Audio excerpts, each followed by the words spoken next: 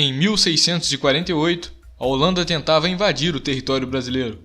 Foi então que ocorreu um fenômeno inédito até então. Brasileiros e portugueses se uniram para lutar contra as forças invasoras e defender o Brasil. Assim aconteceu a Batalha dos Guararapes, tendo o Brasil saído vitorioso e expulsado o invasor estrangeiro. Mas as Forças Armadas do Brasil só foram criadas oficialmente em 1822, ano em que o Brasil ficou independente de Portugal. A partir desse ano, já se iniciaram novas campanhas militares, com o objetivo de derrotar a resistência de alguns grupos militares portugueses que residiam no Brasil e que eram contra a independência. As campanhas duraram até 1824 e foram bem-sucedidas. Nessa época, as Forças Armadas do Brasil eram formadas pelo Exército Imperial Brasileiro e pela Marinha Imperial Brasileira. O exército estava equipado com rifles Baker, que disparavam projéteis de chumbo de 15 mm. Os rifles sempre vinham equipados com grandes baionetas. Os militares também utilizavam espadas e, um tempo depois, começaram a empregar garruchas, que com o tempo foram sendo substituídas por revólveres. A artilharia era formada por antigos canhões.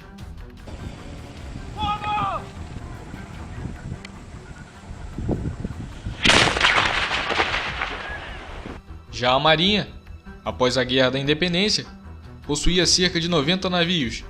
No começo só eram utilizados navios veleiros, mas com o tempo, a Marinha foi se modernizando e começou a utilizar navios movidos a vapor. Com o passar do tempo também, a Marinha Imperial do Brasil se tornou uma das mais poderosas do mundo, acima da Marinha dos Estados Unidos, por exemplo. Em 1825, o Império do Brasil lutou contra a Argentina, pela posse das terras da então província Cisplatina, atual Uruguai. Ali surgiu a Guerra da Cisplatina, encerrada em 1828, quando o Brasil assinou um tratado de paz com a Argentina e com a província Cisplatina, que ficou assim independente e se tornou a República do Uruguai. Mais tarde, em 1851, o Império do Brasil lutou contra o ditador Juan Manuel de Rosas, na chamada Guerra do Prata, tendo o Brasil vencido o conflito que terminou em 1852. Junto com a Argentina, o Império do Brasil interviu no Uruguai em 1864, depondo seu presidente, Atanásio Aguirre, já que o mesmo havia comandado diversas incursões em território brasileiro. A campanha brasileira foi novamente bem-sucedida. De 1864 a 1870, o Brasil esteve diretamente envolvido no maior conflito armado da história da América do Sul, a Guerra do Paraguai. 50 mil brasileiros morreram nesse conflito, além de mais de 21 mil aliados. Mas o Paraguai, que lutava contra o Império do Brasil, sofreu 300 mil baixas, entre civis e militares. Nessa guerra, se teve os primeiros registros de uso de meios aéreos pelos militares brasileiros. Foram utilizados balões para observar o território inimigo. O Brasil e os aliados venceram a Guerra do Paraguai. Em 1889, um grupo de militares do exército, comandado pelo Marechal Deodoro da Fonseca, destituiu o então imperador Dom Pedro II e proclamou a República do Brasil. O Brasil deixava de ser o Império das Américas e se transformava em uma república federativa. Após isso, as Forças Armadas já se adentravam no século XX, e o Exército Brasileiro começou a utilizar fuzis de repetição Mauser, calibre 7.57 mm, e pistolas semiautomáticas Luger, calibre 7.65 mm. A partir do ano de 1910, os aviões já voavam no Brasil. Em 1914, nasceu a primeira escola de aviação brasileira, que dava instrução de voo para militares do Exército e da Marinha.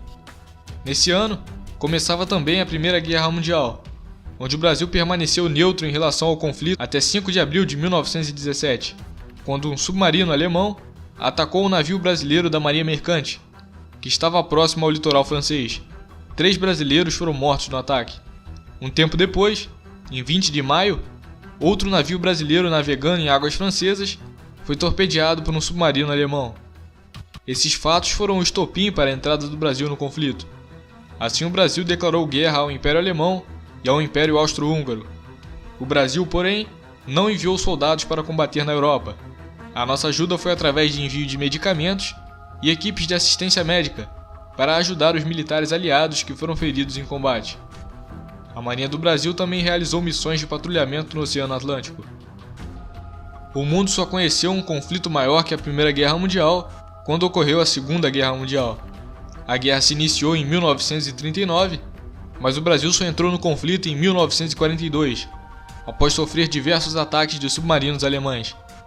A Força Aérea Brasileira tinha acabado de ser criada oficialmente e conseguiu destruir submarinos alemães que navegavam próximos à nossa costa, como quando um piloto brasileiro, a bordo de um avião PBY Catalina, afundou o submarino alemão U-199. Enquanto isso, a Marinha patrulhava as nossas águas. A partir daí foi criada a Força Expedicionária Brasileira, que enviou, em 1944, mais de 25 mil militares para a Itália, a fim de combater as forças do eixo. A Força Expedicionária contava com uma divisão de infantaria do Exército, equipada principalmente com fuzis Springfield, submetralhadoras Thompson e M3, metralhadoras Browning M1919 e Browning M2, e entre outros equipamentos. A Força Expedicionária contava ainda com o primeiro grupo de aviação de caça da Força Aérea Brasileira, que operava aviões P-47 Thunderbolt, além de diversos outros equipamentos, vindos principalmente dos Estados Unidos. O Brasil foi bem sucedido na sua campanha na Itália, tendo inclusive rendido 2 generais alemães, além de outros milhares de militares inimigos. Após a Segunda Guerra Mundial, iniciou-se a Guerra Fria, onde o mundo estava dividido por 2 potências e 2 filosofias de governo, os Estados Unidos e a União Soviética, o capitalismo e o comunismo. Para evitar que o Brasil fosse comunizado, as Forças Armadas Brasileiras assumiram o poder em 1964, inclusive com o apoio dos Estados Unidos, que enviaram uma frota naval para o Brasil, o que incluía um porta-aviões classe Forrestal, para caso houvesse algum imprevisto durante a intervenção militar. Os dois queriam implantar uma ditadura comunista no Brasil, e contra isso foi pedida a intervenção das Forças Armadas. A marcha na capital paulista inspirou outras, pelo interior do estado e em outros estados brasileiros. Mas quando elas se realizaram, os militares já haviam ocupado o poder.